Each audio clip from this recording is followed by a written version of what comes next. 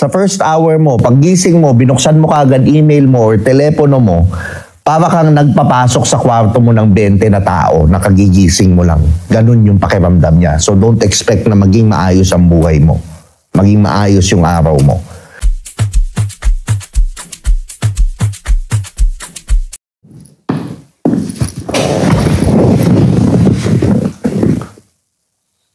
Feeling mo ba lagi kang takot? Mauubos ang pera mo, magugunaw ang mundo, magkakagera?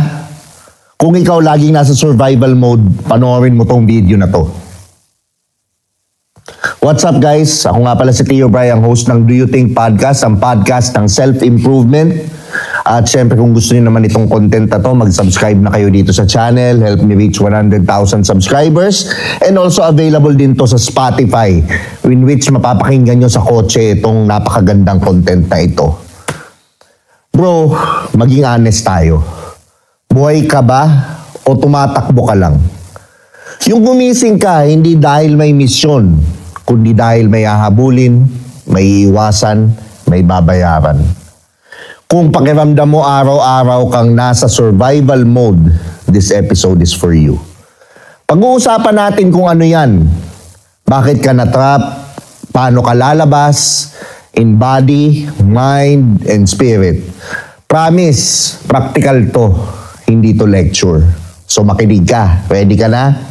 Sige, let's go. Ano nga ba ang survival mode? Ito ang state kung saan ang katawan at isip mo ay naka-alerto, fight, flight, freeze, fawn. Actually, ang survival mode, kinailangan kasi natin yan nung unang panahon, nung mga panahon ng saber-tooth tiger, nung nagkaroon ng gera. Tatlo lang ang pwede nating respond sa buhay. It's either you fight, flight, freeze, or fawn. Diba? Kailangan natin siya to survive. Bakit? Kasi kung wala tayong, hindi tayo nasa survival mode, kakainin tayo ng saber-tooth tiger. Diba? At nung gera, marirape ka, mapapatay ka, or ano. So, kailangan mo siya. Pero ang problema kasi, hindi na natin kailangan ng survival mode. Ang survival mode kasi, kailangan natin yan dati. Ngayon, hindi na natin siya kailangan. Bakit? Safe na ngayon. Meron ng grocery mabibili, may pagkain ng mabibili, available, may tubig na sa gripo. Anytime, pwede kang uminom. Isang pindot mo nga lang, may pagkain ka na eh. Di ba? Kasi kahit papano, meron na tayong Grab. Meron na tayong kung ano-anong comfort ngayon. Pero ang problema, na hardwire sa DNA natin yung survival mode. At karaniwan ng tao nag-ooperate dito sa survival mode. Paano mo in a modern day society, paano ba nagmamanifest ang survival mode? Ayan yung feeling mo mauubos ang pera mo, feeling mo may mangyayari na naman pandemya, feeling mo, basta yung feeling na takot at hindi mo alam kung ano yung gagawin mo. And then, minsan feeling mo naman hindi ka takot pero subconsciously yung galawan mo survival mode. Diba? Kaya pansinin nyo, yung mga kasing edad ko, 90s kids, ang mga magulang natin, anak, kahit na okay naman ang buhay natin, anak, may hirap lang tayo. Anak, ito lang tayo. Anak, kailangan mo mag-ipon, kailangan mong paghirapan ng pera. Bakit ganun yung mga naririnig natin lagi? It's because anak sila nang galing sa gera. Na survivor sa gera. Na kinailangan nila yung dati. Pero ngayon, dapat hindi na tayo nag-ooperate in survival mode. Dahil kasi, andun na tayo sa mundo ngayon ng abundance. Di ba? Pag hindi ka kasi umalis ng survival mode, hindi yan pera. Okay? Hindi pera ang survival mode. Ang survival mode, kahit gaano kadami ang pera mo, pero feeling mo, halimbawa, for example, bilyonaryo ka na. Feeling mo, dahil nasa survival mode ka pa, feeling mo mauubos ang pera mo. So anong gagawin mo? Para protektahan ng pera ko, kailangan kong kumandidato sa politika. Kailangan kong maging corrupt. Kailangan kong gumawa ng mga illegal na bagay. Kailangan kong gawin to. Kailangan kong manapak ng ibang tao. Bakit? Kasi takot kang maubos yung yaman mo. So napaka-importanteng umalis tayo sa survival mode.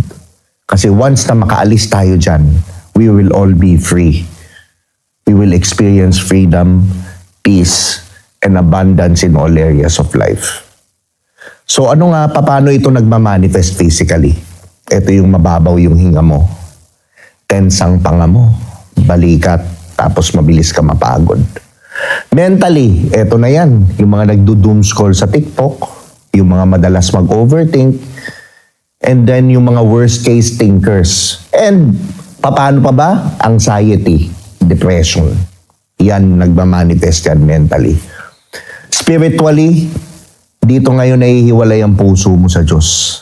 Parang ikaw lang mag-isa. Yung wala kang tiwala sa Kanya.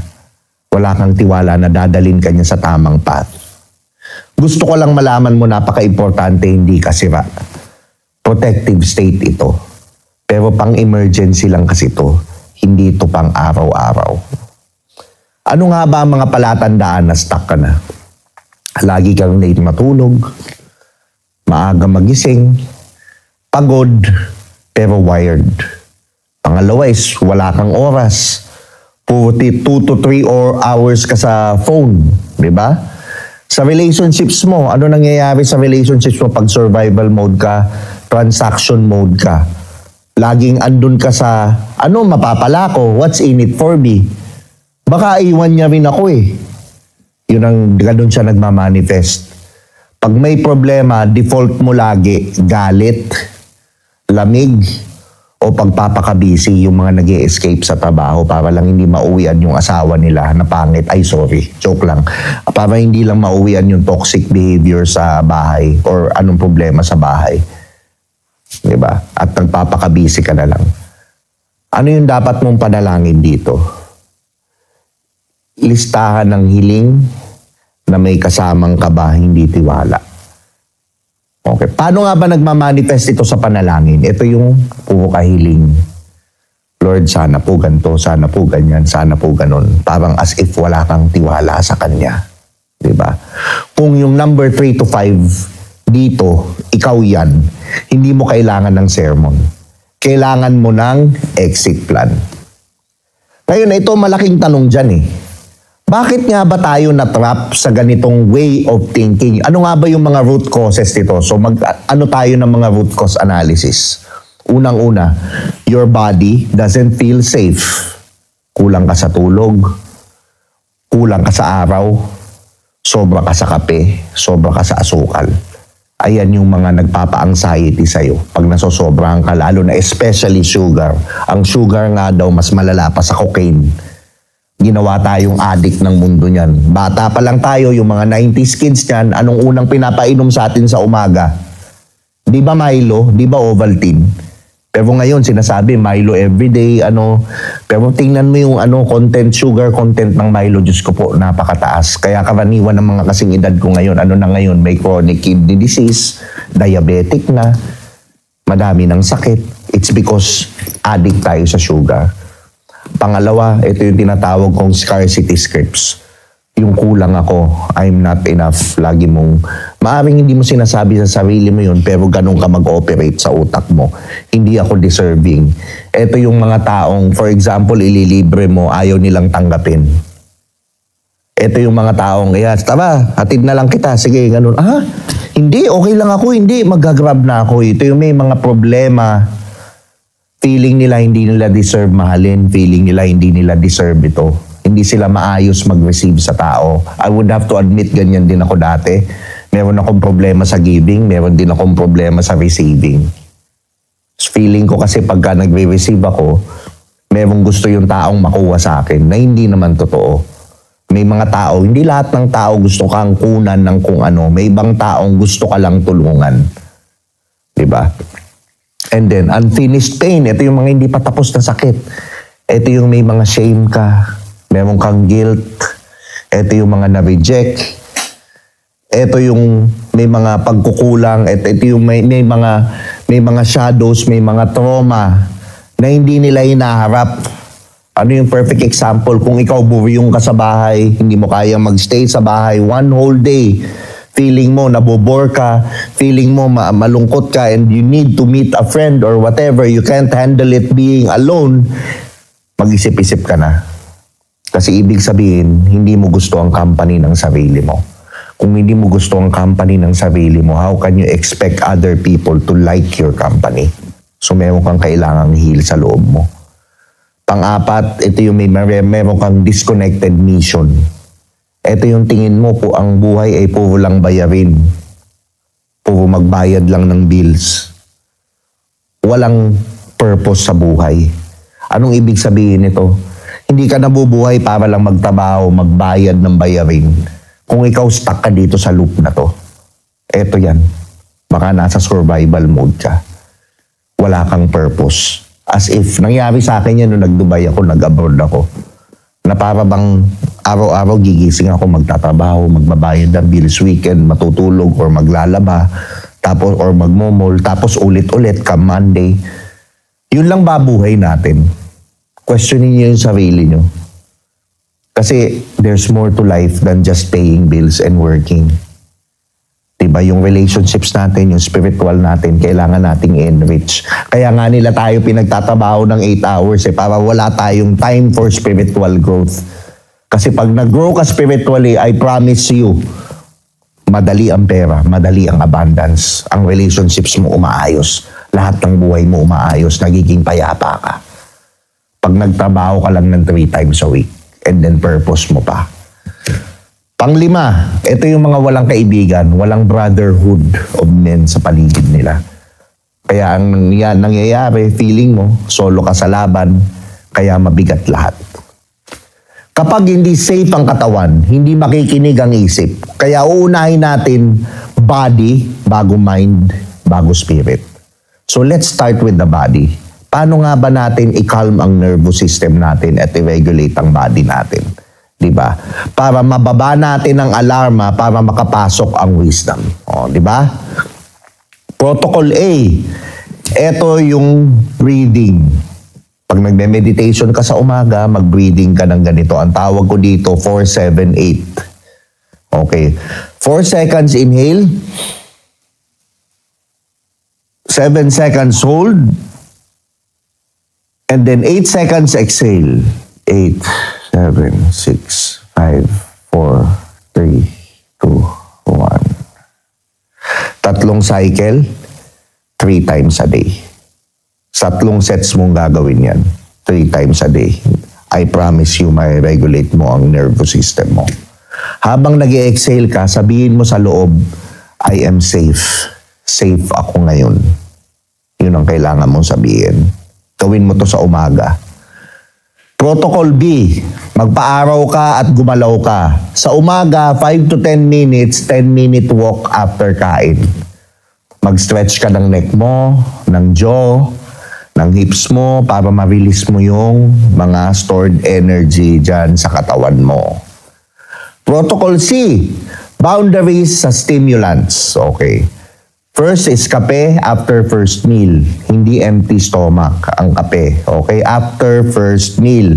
And i-try nyo ng first 1 hour, di ba, wala munang kape.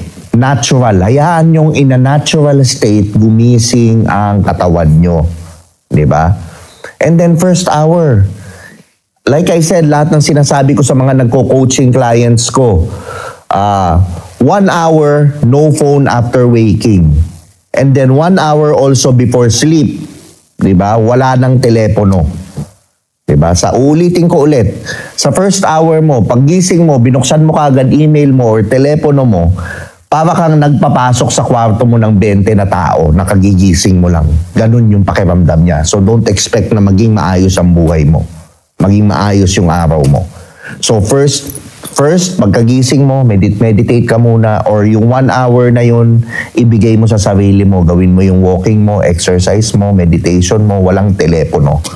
First hour, seek ye first the kingdom of God. The kingdom of God is you. It's within you. Wala siya dun. Nandito siya. Diba? So, ang protocol din naman natin, kailangan nating ayusin, siyempre yung sleep window natin. Consistent lights out time. Diba? Kailangan madilim na madilim yung kwarto. Ako, I advise, kung hindi madilim ang kwarto mo, bumili ka sa Lazada or Shopee nung blinders. Diba? Ililink ko down below yung blinders na yan na binili ko para mo lang siya, matakip yung mata mo para madilim na madilim. Tapos kailangan malamig. Kung hindi malamig, mag-electric fan ka, diba? At kailangan tahimik. Kung ikaw gising ka ng 2 to 3 a.m., repeat 4, 7, 8. Yan yung, yung breathing technique na tinuro ko. Tapos huwag ka magdo-doom scrolling. Diba? Lagi yung tatandaan, kumalma ka muna bago ka makipagkarera. Kalma muna bago karera. Okay? Step 2, i-renew natin yung utak mo. Rewire natin yung brain mo. From survival thoughts to sovereign identity. Diba? Kapag bumaba na yung kaba mo, saka natin babaguhin ang inner conversations mo kung paano ka makipag-usap sa loob. Okay, reframe natin. Number 1, scarcity.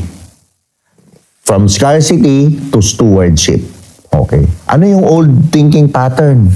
Kulang ako. I am not enough. Pangit ako. Lahat ng mga pasadboy na sinasabi mo sa sarili mo, itigil mo na, utang na loob. Ano yung new way of thinking? Life happens for me. Ako ang gumagawa ng buhay ko.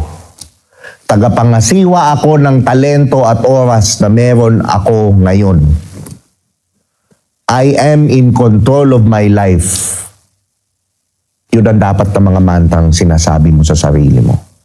Reframe 2, from panic to plan. Ang old na ikaw, wala na to. Ang new na ikaw, isang hakbang ngayon, isa bukas. Direction over perfection. Hindi mo kailangan maging perfect ang isang bagay. Kailangan mo lang gumalaw. Kasi yung hindi paggalaw, low vibration yan. Pansinin nyo nung pandemic, ang daming inatake ng daming sinaniban, ang daming inatake ng depression. Bakit? Hindi ka makagalaw eh. Nasa bahay ka lang. Nalo-low vibe ka. Pag low vibe ka, prone ka to control and fear. Kaya nga importante yung exercise eh. Importante yung gumagalaw ka. Basta gumalaw ka lang, kahit anong gawin mo, gumalaw ka lang. Just do something and then the motivation will come. Huwag mong hintayin ang motivation mo. Panoorin nyo yung motivation video ko na pinost ko dyan. Ililink ko dyan below. Panoorin mo. Shame to ownership. Ito yung feeling mo. Sabi mo sa sarili mo, wala kang kwenta. Ano yung new way of thinking nito? Nagkamali ako? Aayusin ko? Hindi pa tapos ang kwento ko. Nag-fail ako noon, kasalanan ko yan. Pero ngayon, magtatagumpay ako dahil sa akin din. Everything begins with you.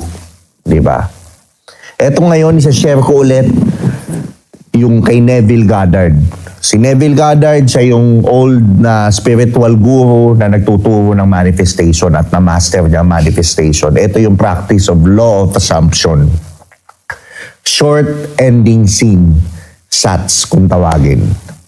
Bago matulog, isang eksena lang na tapos na as if nangyari na yung bagay na yun. Hawak mo yung paid invoice, yakap mo yung anak mo, for example, imaginein mo, deep breath sa tahimik na bahay. I-feel mo yung state na ikaw na yung lalaki na meron ng lahat ng gusto mo. And then one inner sentence, sabihin mo sa akin, natural sa akin ang kapayapaan at progreso. Money and peace is natural for me. Sabihin mo lagi sa iyan, money and peace is natural for me. Ngayon, may isa pa akong practice na isa-share sa inyo. Ito yung journaling. 5 minutes to every day.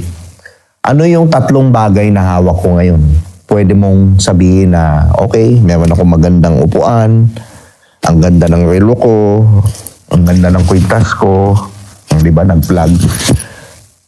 Bakit kailangan mong gawin tong exercise na to? For you to stay in the present moment. For example, kumain ako ng masarap kanina, nagising ako kanina, nakasama ko yung nanay ko kanina, nag-usap kami. Okay, I'm in the present moment, ang ganda ng buhay, okay, I'm okay. So para mawala yung anxiety mo sa future. Alamin mo din saan ako nagpapanggap, ilista mo. Ano yung mga nagpre-pretend ka pero feeling mo naman hindi totoo, tapos i-debunk mo yun, yung false limiting belief, katulad nung ginawa natin kanina na I'm not enough. Sabihin mo sa iyo, sarili mo na I deserve all the abundance instead of I am not enough. Tapos, isang maliit na tapang na gagawin ko bukas. Isulat mo kung ano yung isang brave step na gagawin mo bukas na hindi mo usually ginagawa para naman that will take you, one step closer to your goal. It can be as simply as, sabihin natin bukas, kung gusto mo maging content creator, mag-shoot ako ng long form ng isang short form content, 1 minute. Bukas, hindi ko i-overthink, i-shoot ko lang, i-upload ko, kahit walang views, okay lang.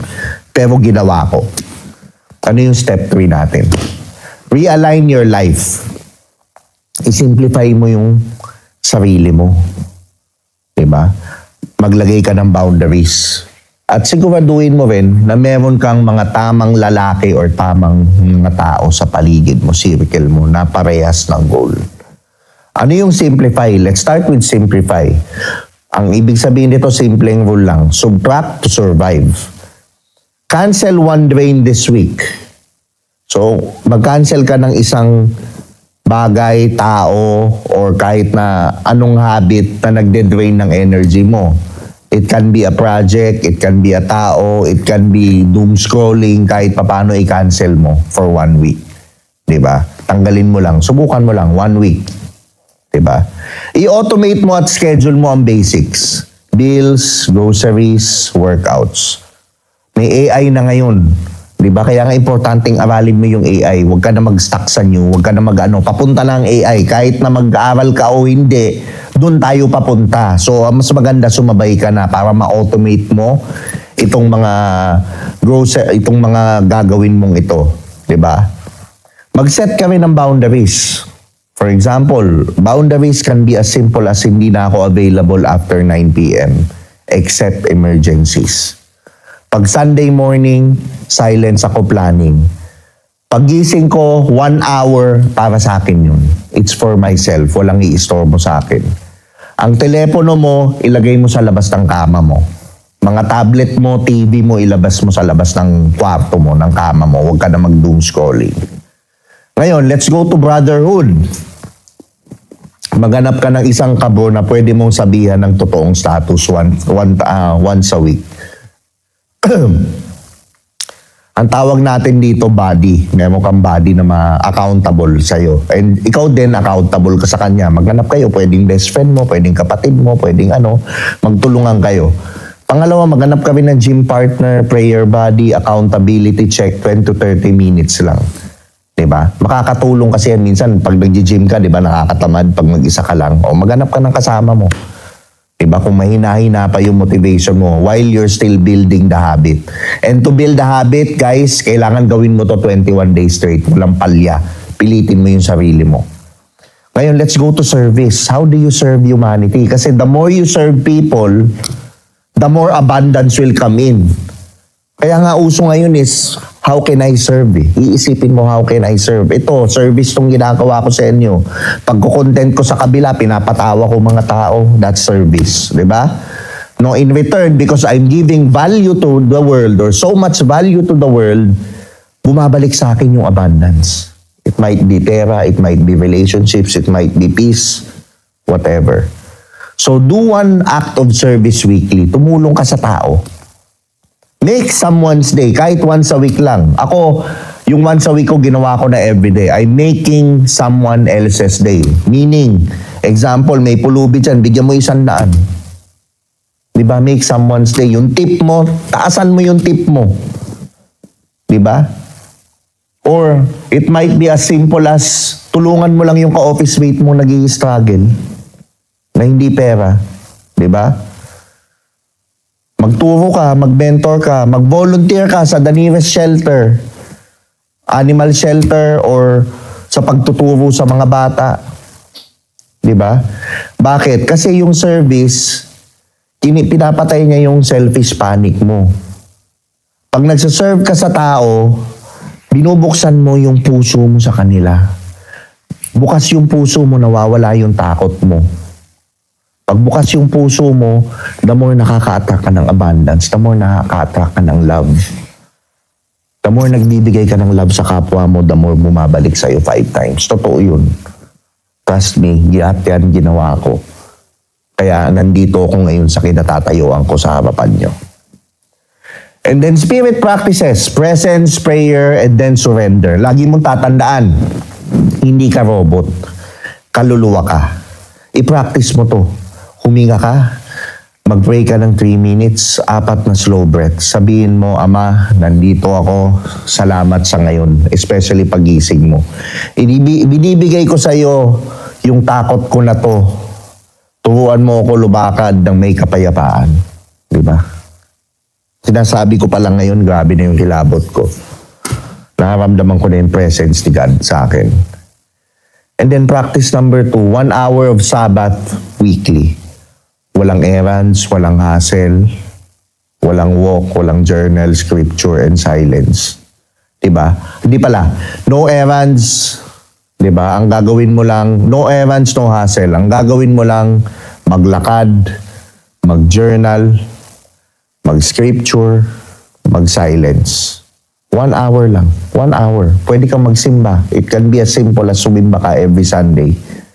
Tanong, kung walang takot at walang hiya, anong gagawin ko ngayon? Itanong mo sa sarili mo. Kung wala ka ng shame, wala ka ng guilt, wala ka ng fear, anong gagawin mo? Practice number 3, forgiveness release. Okay. Ako, ang ginagawa ko, bago matulog, those who have hurt me, I am sending them forgiveness. For those who I've hurt, I am asking for forgiveness. Sabihin mo dun, or kung may tao kang kagalit, iharap mo siya, imaginein mo, nasa harap siya sa'yo. Diba? Sabihin mo sa kanya, pinapalaya na kita sa utang mo sa akin. Pinapalaya ako rin ang sarili ko sa bigat. Hahayaan kong si Lord ang mag-ayos ng hustisya. Or it can be as simply as, I am surrendering everything to the divine. Kapag hindi mo na kailangang patunayan, lalaya ang galaw mo. Ito na yung magiging free ka from people pleasing. From proving yourself. And when you become authentic sa sarili mo, that's when the peace comes.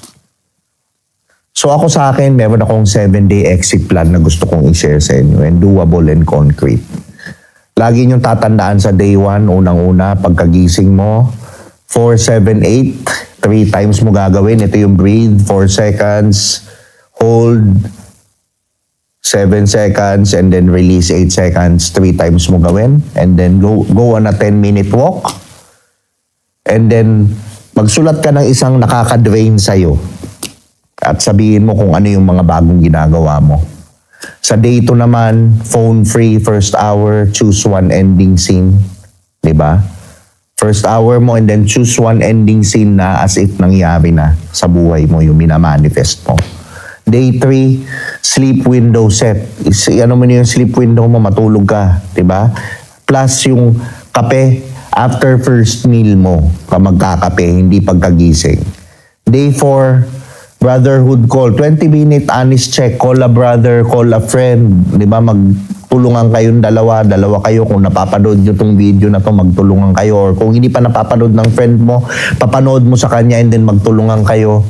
And then day 5, make someone's day, even once a week lang, one service act, di ba? I-simplify mo lang, di ba? And then day 6, weekly planning, 30 minutes, top 3 for the next week na gagawin mo. Iplano mo siya on day 6. Day 7, Sabbath hour, plus forgiveness release, plus gratitude list, 5 items. Magsulat ka ng 5 items na ipinapasalamat mo kay God. Diba? Para ma-maintain mo, ito ang mantra na sasabihin mo. Kalma ang sistema, klaro ang isip, buong loob. Again, read that again. Kalma ang sistema, klaro ang isip, buo ang loob. Bro, may tanong ako sa'yo. Bro, ito lang yun. Hindi ka ginawa para tumakbo buong buhay. Ginawa ka para mabuhay, may misyon, may puso, may presensya. Do you think kaya mong bitawan ang identity na laging naghahabol? Para maging lalaking marunong huminga, magtiwala at mag-lead kahit may bagyo. Kung oo, gawin mo ang 7-day exit plan. I-share mo na to sa kapatid mong tahimik, Pagod pero pagod na. I-share mo to sa kapatid mong tahimik pero pagod na. Bro, I'm with you. Labas na tayo sa survival. Diba? So, lagi niyong tatandaan. Diba? Survival mode, hindi yan makakatulong sa atin. Let's go into the abundance mindset ngayon. Kung nagustuhan mo naman tong content to, mag-subscribe ka dito sa Do You Think na channel. Pakinggan mo rin sa Spotify to. Follow mo. I-rate mo na rin yung podcast para makatulong. Ito nga pala ang paborito yung Tio, si Tio Bry. Diba? At ito nga pala ang Do You Think. Maraming salamat sa panonood. And I'll see you on the next episode.